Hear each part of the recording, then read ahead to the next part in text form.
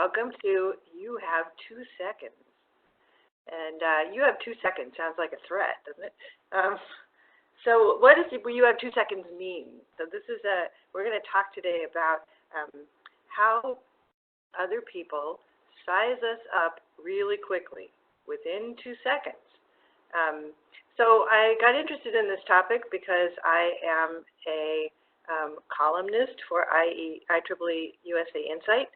I write the column called The Cogent Communicator. So I am a writer who spent a long time working in IT and IT management for a couple of decades.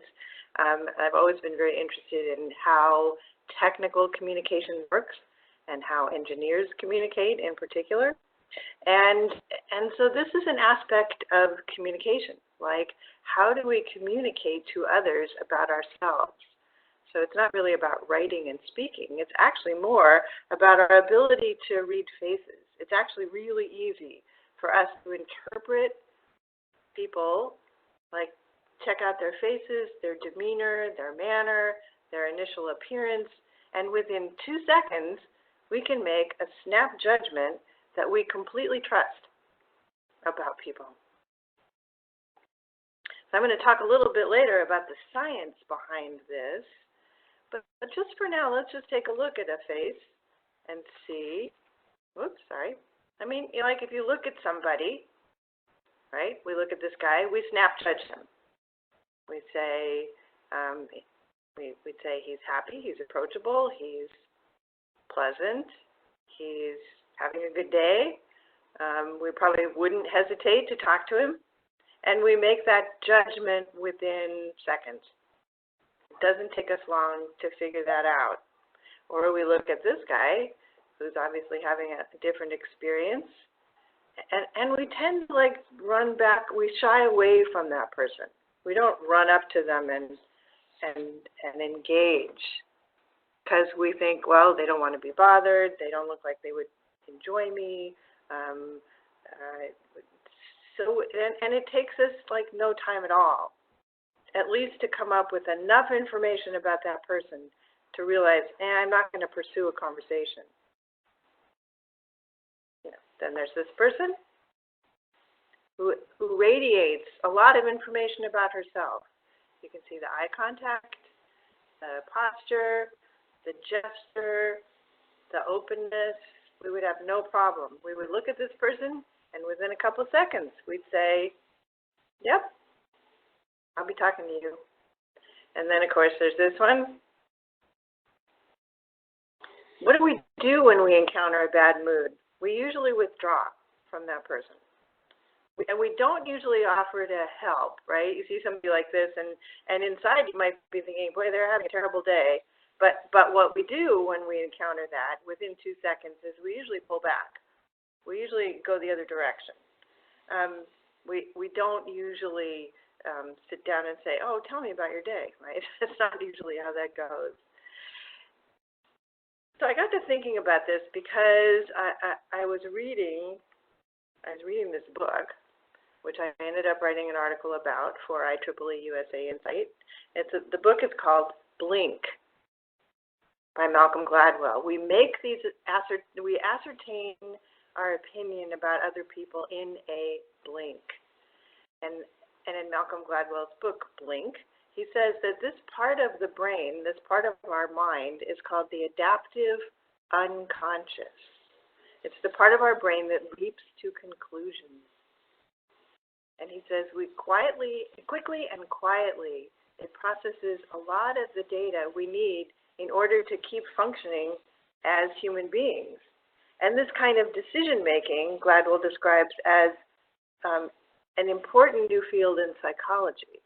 So really understanding how it is that the mind works so quickly and what we do with that. So for example, taking it out of the realm of impressions about other people, but for example, the adaptive unconscious is working all the time. So if you're about to step out into the street and a truck came barreling down at you, your adaptive unconscious would simply tell you what to do, like get out of the way. Your conscious mind might be looking at the truck going, gee, I wonder how heavy it is. How fast is it going? Do I need to go forward, or do I need to go backward? Or, you know, the conscious mind would be doing all kinds of cognitive functions. But the adaptive unconscious just knows what to do. And that's part of how we keep functioning as human beings, fortunately. I was thinking about this as I was reading this book, and I was boarding a flight, and the flight attendant's demeanor was kind of like this guy. Now, flight attendants, as you get on the plane, usually aren't like this, right? Flight attendants, when you get on the plane, are usually smiling, welcome aboard, help you find your seat, right? But this particular flight attendant had this facial expression. So she glared at me, she glared at the guy behind me, she glared at the guy behind him. When it got to the safety presentation, I thought she was going to kill the seatbelt. And so I was looking at this, and I was thinking about the book, and I realized that as I came on board the flight and I looked at her expression, I knew immediately that I didn't want anything to do with her, because my adaptive unconscious quickly and quietly processed the data that I got about her. The data that said she's unpleasant. Maybe she's not always unpleasant, but she certainly is at the moment. And it didn't take me any time. I mean, I'd never seen this person before in my life, but it didn't take me any time at all to realize that I knew her already well enough to know what I would do in response to her, in relationship to her in that moment. So I leaped to a conclusion.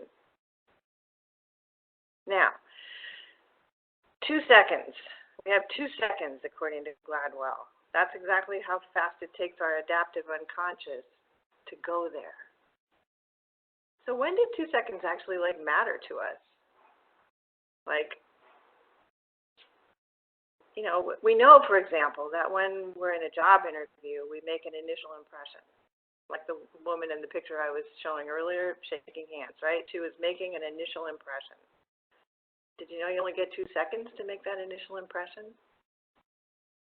And so, but there are lots of other times besides job interviews, like when you're meeting somebody, a new coworker, or you're joining up with a new team, right? Or you're making a presentation. When you go to the front of the room, or you go up to the front of the stage, right? And you're making a presentation to a group of people. Within 2 seconds, they size up whether you're going to be interesting or boring, whether you look confident or nervous, whether you look, right? And you know from your own experience that when you watch a speaker move into the front of the room, am I going to pay attention to this, or am I going to do something else? How long did it take you to decide that? 2 seconds. The start of a one-on-one meeting.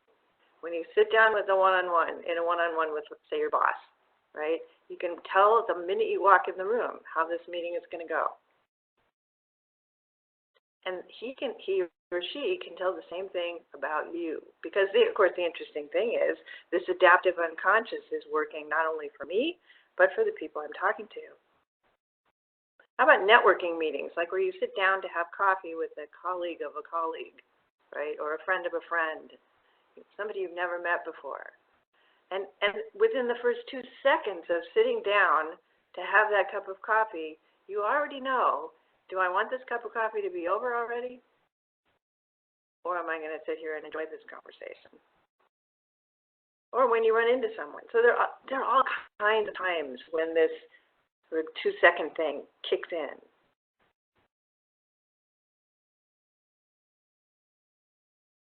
Malcolm Gladwell calls it also thin slicing. We're using very narrow slices of experience, and that's our unconscious ability to find patterns in situations and behavior. And we begin to learn this at a very, very early age, how to do this. So that when we see someone, we say, oh, I know your number. Right? And they don't have to say anything. They don't have to actually explain anything. We've already got it figured out. There's an interesting story in the book, again, about how quickly and easily we read faces and how young we learn to do this. And the story is, or the example is, if you were to go up to a 1-year-old child who was sitting on the floor playing, and you were to do something that was unexpected by the child. Let's say you were to take your hands and cup your hands over the kid's hands and push them to the floor. The very first thing the child would do is to look at your face. And what are they looking for? They're looking for an indication. Is this a joke? Is this fun? Am I in trouble? Should I be scared? Right? Because they know already. They can read in your face the things that they need to know. So they're doing their own variation of thin slicing because they've already learned what fun is, and they've already learned what trouble is and what fear is. So using very narrow slices of experience, they found a pattern in a situation, a pattern in behavior. And so we find this, of course, in other people really easily. I was going to read just a little tiny section from the book because I thought it was interesting the way he put this. So this is from Blink by Malcolm Gladwell. He says, we easily parse complex distinctions in facial expressions. So if you were to see me grinning, for example, with my eyes twinkling, you'd say I was amused. But if you were to see me nod and smile exaggeratedly with the corners of my lips tightened, you would take it that I had been teased and I was responding sarcastically. If I were to make eye contact with someone, give a small smile and then look down and avert my gaze, you might think I was flirting. And so you wouldn't need to hear anything I was saying in order to reach these conclusions. Right? So there aren't any words that go with this. We simply know this because we're looking at someone. So then, we never really control what others think of us. I mean, we'd like to, right? We'd like the whole world to think well of us, and we certainly spend a certain amount of energy to make that happen. But we don't really control it. However, knowing that there's this 2-second window, that we are using this 2-second window when we perceive others, and they're using it when they perceive us, then what can we do with this bit of knowledge? How can we take this and make it practical? In particular, how can we make it practical at work? And so I'm going to give you 3 suggestions of things that you can do to optimize that 2-second window. All right, ready? All right, so let's talk about the first one. So when we make eye contact with someone and we look at them as if they matter, because they do, we are establishing a connection in that first 2 seconds. I mean, how long does it take to make eye contact? Less than a second. Right? So what's something we can do in 2 seconds? We can make eye contact. And we can make eye contact with them and pay attention to them, looking at them as if they matter. So what's the difference between paying attention as if they matter and paying attention and making eye contact as if they don't?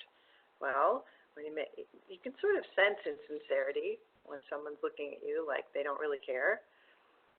One of the other ways that shows up, of course, is if people are like, they look at you and then instantly they check their phone, right, with a bunch of interrupts.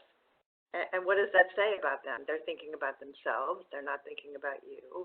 So when you meet someone in the first 2 seconds, they look straight at you, and then they immediately look at their phone. What kind of a first impression does that make? Well, it makes a first impression that kind of puts you on edge. Like, how am I going to get your attention? You're obviously not paying attention to me. So eye contact with phone interrupts is sort of the opposite of looking at someone as if they really matter. If you look at this picture here, the guy on the left really looks like he's listening to the guy on the right. Like he's enjoying what he's saying, he's connected to it. There's positive eye contact happening in this picture. If the guy on the left had his phone in his hand, this conversation would be going very differently. Mm-hmm. Yep. Hey, Susan, can I interject something real quick? Sure. Yeah. I'm looking at this picture, and I was wondering, do you or did Gladwell provide any guidance about how long you look at people?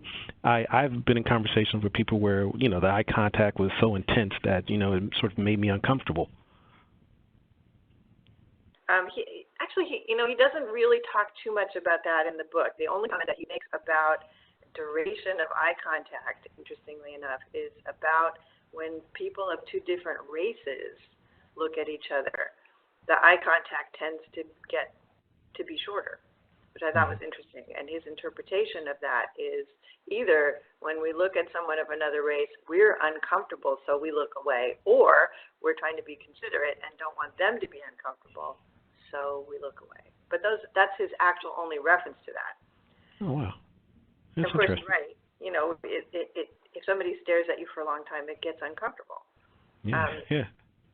And there's a different intention behind that. But so if you can look at this guy or the picture above that we just looked at, both of them have expressions that are warm and not particularly, you know, sometimes overly long eye contact doesn't feel particularly friendly, as you said, or it's too intense. The other thing to keep in mind too is that what I'm talking about here is culturally very specific. This is very eye contact is very accepted in Western culture. It's expected that we look at people when we talk to them, and that we look at people as we listen to them. That's not true in many Asian cultures. So, but it is true in the Western Hemisphere, Western Europe. It tends to be, you know, we expect people to look at us and not to look away. Yeah, interesting.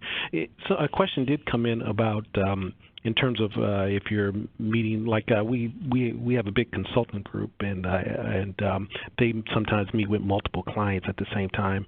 And is there any advice in terms of, you know, how long do you keep eye contact when multiple people are in the room or during an interview? I think the important thing is to look at people when they're speaking. Now, obviously, that's not usually in your first 2 seconds, except for the initial words that people say. People do. I think the important thing is to really make sure that when people are talking, that one of the ways to indicate that you're listening is by looking at people and not looking away. Okay. All right. Does that answer that question? It answers those questions for me. I hope it does to the audience. All right. Good.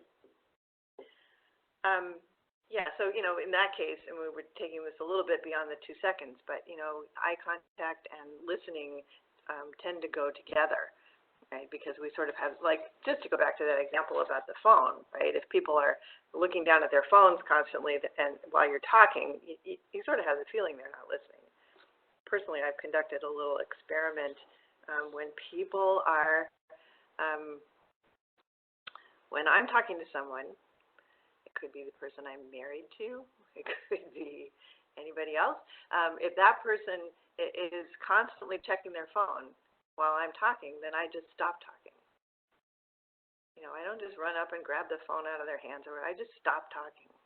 And what I've noticed is that for some people, they just stay with their phone, so they weren't listening anyway, which either means that what I was saying is really boring, or they have divided attention. And then after a while, people notice, oh, wait a minute, it got quiet in here. Oh, I'm sorry, and then they put their phone down. So that's an aspect of listening, which is related to eye contact. All right, so that's the first thing. What can we do in our first 2 seconds when we meet clients, when we meet consultants, when we meet colleagues, when we run into people in the hallway, when we meet somebody we don't know, when we're prospecting for a job? What can we do in those first 2 seconds? We can make that connection. We can make that eye contact connection. All right, so what's something else we can do? Well, one of the things we can do is we can turn up our appearance a little bit. So when we look at people, this can get a little controversial. People are like, hey, I wear that all the time. But what's our adaptive subconscious saying to me when I see someone in that particular attire, just based on their appearance? You know, I'm not judging the person underneath the shirt, right? That person might be just an extraordinary human being and an outstanding performer on the job. But in terms of when you have 2 seconds to size somebody up, and you're looking at them, and you make some kind of assertion, you ascertain them in a way based on what it is they have on. What does it say about their attitude towards the job? What does it say about their attitude towards you, or towards this occasion? So I've done a lot of public speaking, a lot of training in recent years, and that's typically how writers support their writing habit. And I've worked with public speaking coaches, and of course, one of the things they always say is when you're going up in front of a room full of people, you want to look just a tiny bit better than they do. Why? Because it's respecting them, and because they make that judgment when they look at you. Right? So there's a different initial 2-second reaction to these people, I think, than there is to these people. Now, you know, if you're thinking, well, my appearance doesn't need to make a statement. My job performance makes my statement. My, you know, what kind of a kind person I am. That's who I really am. All I'm suggesting is that this is about the first 2 seconds, and someone else is using their adaptive unconscious as input, and looking at you and making some kind of determination about you, whether it's warranted or not necessarily, based on what they see. And so if we were trying to think of a couple things that we could do to optimize our own professional opportunity within this 2-second window, right? The first one is eye contact, and the second one is appearance. It's interesting. I just came back from a trip. I was in Europe, and my brother moved to Germany last year, so I decided to go visit him. So I did. Spent a week with him. That was kind of fun. I don't think we've ever spent a week together as adults, just the two of us, and so we had a nice time. And we swapped a lot of stories. He told me things in his experience. It was fun. And one of the things that he said, which I thought was very interesting and relevant to this 2-second conversation, is that my brother's a mechanical engineer, and for a number of years, he flew around the world servicing a particular type of equipment. And so he earned a lot of miles and had a lot of experiences in airplanes. And one of the things he said he learned to do, that he still does to this day, is every time he flies, he wears a suit. He said, it doesn't matter if I'm going to visit my in-laws, I wear a suit. And I don't necessarily wear a tie, but I wear the rest of it. And he said, what I've found is that people size me up quickly based on what I have on. And if I wear a suit, I get all kinds of things. I've gotten free upgrades, I've been moved to first class, I get free drinks. I've had airplanes where, you know, they're on the ground, there's been a mechanical and everybody has to get rescheduled, and I get preferential treatment. And he said, the only reason that happens is because I'm wearing a suit. He said, I'm sure that's true. I'm sorry, I was going to interject. Another question came in, and that made me laugh. So apologies for that. But that's funny. The only reason why I laughed is that you know, it used to be the norm for people to wear suits, and now no one wears suits on planes. So we should remember that from now on and stuff. But actually, a question came in. That's why I was interjecting again, and I wanted to do it while you were still on this topic. Is there a time, or does Gladwell, or do you think, is there a time where is a good time to deviate from the standard practice? So from what I hear you saying is that, you know, you want to look better than the audience that you're with. So if they're, you know, dressy casual, you're in a suit and tie or something like that. Is there any time where you say people are sort of in a suit and tie and you want to come out in jeans to make that good 2-second impression or catch their attention in those 2 seconds? You know, I have to say I'm not a business fashion expert. I'm only doing this in the context of the initial impression. But I would say that from the consultants I've worked with who have helped me get ready to make speeches or helped me get ready to, spend the day in front of an audience, that the conventional wisdom is always to dress a hair better than the people you're talking to. Not a lot, right? You're not actually trying to wear a suit if everybody else is business casual. You're trying to wear business casual that looks really nice. There was a story that I included in my article about this that kind of speaks to your point a little bit, and this might be one example when you would calibrate in the other direction, and that was a woman who went on a job interview at a clothing company in Northern California, and the company was kind of like all organic cotton Birkenstock kind of place, and the woman who went in for the interview wore spike heels and a pencil skirt suit, and it was clear when she walked in the door that she wasn't the person for the job, and they figured that out in 2 seconds. Because her attire said, "I'm not your culture. I'm not your business culture." And so, that's, of course, they always give you advice when you are interviewing at a job. It's to make sure you know the company culture, what's important to them and how they are. And in that case, she misread it, and she definitely overdressed. Okay. So it can be done. All right, so stick with what you said is basically don't deviate. Yeah. All right, cool. Oh, actually, we have another question that came in real quick. It said, would it matter to dress up a bit for a work group that one is working for a long time already?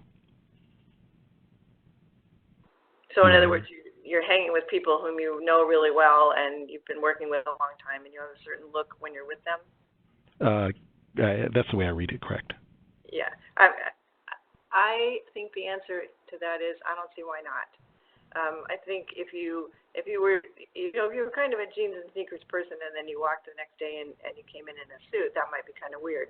But you can gradually turn it up, right? And it starts to set a slightly different impression about you and who you are in relationship to your job. And people will notice that, even if it's with their adaptive unconscious. Right? Say, "Oh, wow, you look." I've done that before, where you come in looking a little better, and somebody will say, "Gee, you must have gotten a good night's sleep." I mean, they don't notice that it's really your attire. You look happier. You look like you're having a good day. There's something that's different about you, even if I don't exactly know what it is. And so, I think the answer to that question is, yeah, sure. Cool. All right, cool. All right. I was thinking my brother might not have been happy that I shared his secret about wearing a suit, because if everybody starts wearing suits on the airplanes, then, he won't get as many perks as he's been getting, because they'll figure it out. Anyway, we'll be spreading that around. All right. So last thing I wanted to mention in terms of what you can do with your 2 seconds to optimize your first impression is how you introduce yourself. And so there's a lot of sort of ho-hum introduction that gets done. If you stop to think for yourself, how many people have you met in the last month? Or how many people have you met in the last 6 months whose introductions you remember? I bet the answer is like none. One, maybe. Somebody that you really focused on. It's like, oh, I got to remember this guy, right? But most people deliver an introduction about themselves that is particularly unmemorable. What we tend to say is, I'm John Jones. I'm a database administrator, and I've been with the company 3 years. Okay, right? It's not very interesting. And so freshening up your introduction, which kind of goes with a lot of things. One of the common pieces of advice I give in the Cogent Communicator column is, if you want people to pay attention to what you write or what you say, then you have to really freshen it up and make it different, and because we're just inundated with information all the time. And we're certainly inundated with meeting people and listening to what they tell us about themselves. And so one of the things that we can do within that first 2 seconds, now that we have established eye contact and put on some form of attire that's a little more, a little better represents who we are, then we can say something about ourselves that doesn't get forgotten. And sometimes that means putting in a piece of irrelevant information.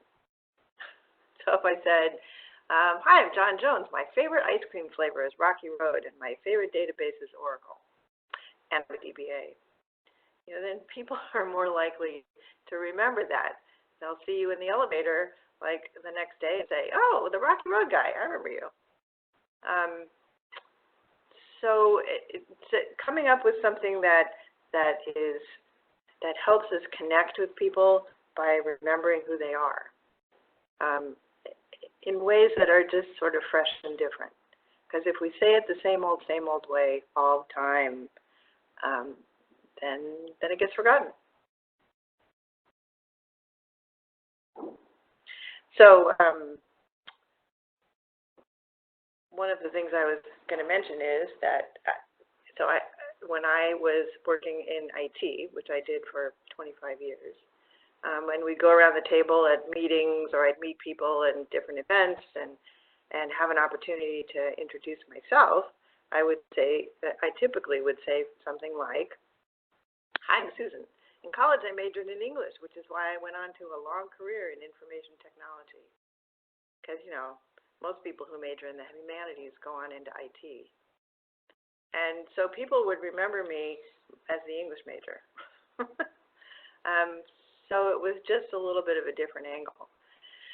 And now, when I introduce myself to people, I will say something like, I am a Los Angeles-based writer of almost no renown.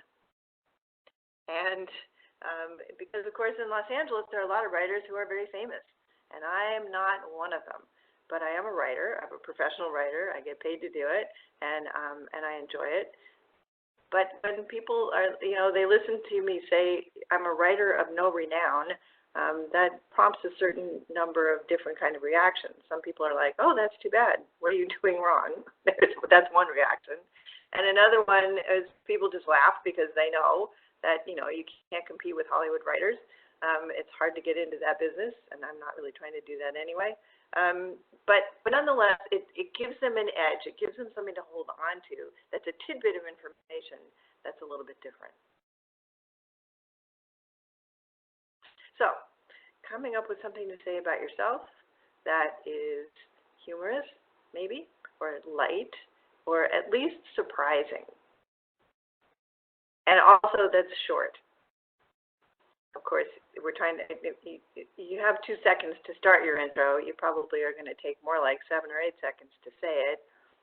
There is, of course, the classic example of the elevator speech, where people are encouraged to give a little pitch about themselves in the time it would take to take an elevator ride. And that would be an elevator in a short building, not a tall building. So, from the time the doors close, and you get to turn to someone next to you and introduce yourself to the doors open. That's about how long your introduction should be. So maybe a sentence, maybe 2 sentences. That's all. Because you know from your own experience that when people spend a long time telling you about who they are and where they're from and what they did and what kind of a childhood they had and blah, blah, blah, right, you just glaze over. That's my last piece of advice on what to do with your 2 seconds, because it's only 2 seconds, right? So eye contact, making sure that you're connecting with people so that they are, so that they feel that they are being valued by you for those 2 seconds, right? So think about the flight attendant that was grumpy. She glared at each passenger as they came on board instead of smiling warmly at the passenger. Right? There is a lost opportunity for those 2 seconds of eye contact. And then your appearance, just turning it up a little bit, so that it reflects back to the person whose adaptive unconscious is assessing you. It reflects back to that person something about their importance, the importance of the work, the importance of the occasion that they perceive within you. And then the last thing, making sure that you have a fresh introduction that really gets remembered. And within 2 seconds, that's probably all you can do. And of course, as I said earlier, we don't control what other people think of us. We can't do that. Much as we might try, much as we might wish we could, but we can do something with this first 2 seconds to really optimize the connection with people. So you might try in the next day or weekend or whatever, just check that out. See what happens when you look at someone, when you ascertain how they are and what you're going to do in relationship to them. How long did it take you to do that? Probably no time at all. Right? It's probably be right within that 2 second window that you are using your ability of the adaptive unconscious to really size them up and make a snap judgment that you believe. Now, you could be wrong, you could be proven wrong later, but oftentimes we're not wrong, and we really depend on our snap judgment to help us know what to do and to navigate the situation. And so I'd be happy to take any other questions anybody might have. Mm-hmm. Yeah. If you have any questions, please feel free to type them in the chat pod, in the chat window for Susan.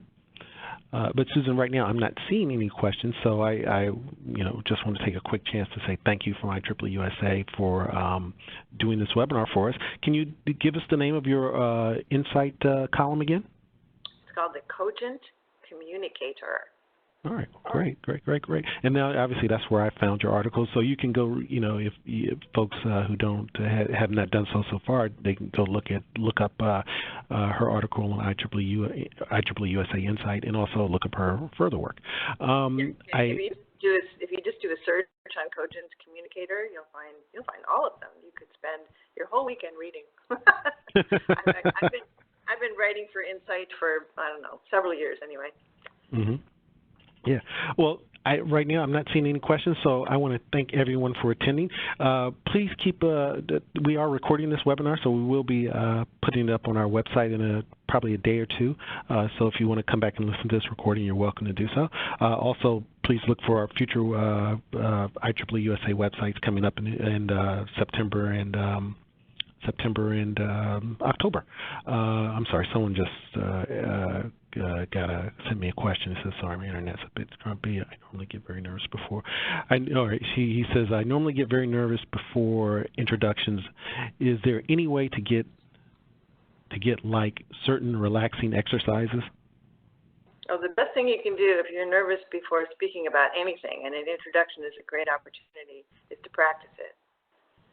Just like, if you know what you're going to say, just by yourself, privately, just practice what you're going to say, so that by the time you're in the moment and you have to introduce yourself, it just rolls off your tongue. All right. Practice makes perfect. For any kind of nervousness about speaking, it doesn't matter whether it's you're giving an introduction, or you are making a speech, or you're doing a presentation. If you practice certainly the beginning of it, and I don't mean just sort of staring at your screen and reading your slides. I mean stand up and say it out loud, because that's what you're going to be doing in the moment. And if the first time you're doing it is in the moment, you're going to be nervous. So practice it.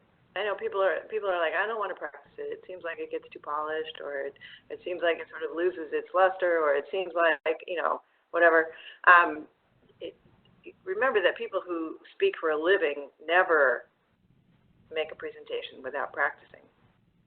So people who are, and so the same thing would apply to even the smallest snippet of communicating, like introducing yourself.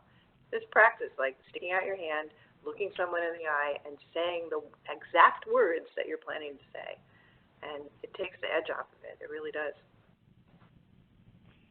Okay, I got one more question. It says, can someone act to change the first impression? I'm not sure about that, but he says, can someone do something to change a first impression? Someone to act to change the first impression. Yeah. Sure, you can. In your own experience, you've probably had this happen where your first impression of someone was wrong, right? And you came back to it later and went, boy, was I wrong about you, in your own mind. I don't know, maybe you said it to them, who knows? I guess the way I'm reading it is I'm wondering if you've already made a first impression, is there something you can do to go back and change that first impression? Yeah. So, one of the things you can do if you make a terrible first impression, to say something like, I don't think we got off on the right foot, or I'm sorry, I think I misrepresented myself when we first met, or something along those lines, to really actively, explicitly take a different tact. Otherwise, it tends to be a little subtle, and people don't necessarily notice. I think the other thing that you can, you can sort of do is just to kind of behave in a way that's different from the first impression that you made, but it's going to take a lot longer for somebody to notice that. So, like let's say you meet a new boss, and the very first thing you do is, you spill his water all over him, and then awkwardly don't do anything about it because you don't know what to do, and he looks at you like you're an idiot, right? That would be a terrible first 2 seconds. And his adaptive unconscious as well as his conscious mind is probably sizing you up badly. In a case like that, you would say, Can I go out and come back in again? I'm really not like this person that just threw water all over you, I promise. It's just explicitly directed. All right, cool. All right, well, there are no more questions. And again, so Susan, I want to thank you so much for doing this webinar. I want to thank everyone for attending. Susan, if you want to have any final words, I'll let you have them. I don't think so. I think I've said them all. All right. Anyway, all right, well, the opportunity to share this information, and I hope it was helpful. All right. Well, I thoroughly enjoyed it. I'm actually flying tomorrow, so I may wear a suit. I doubt it, but I may. Well, a sports jacket. Yeah, a sports jacket. I mean, a sports jacket. It's actually a long flight, so I may just skip it. But the next business trip, I certainly will think about wearing a suit. But anyway, thank you so much. Thanks for everyone attending. I'm ending the webinar now, and thanks so much. So I will see everyone later. Bye-bye.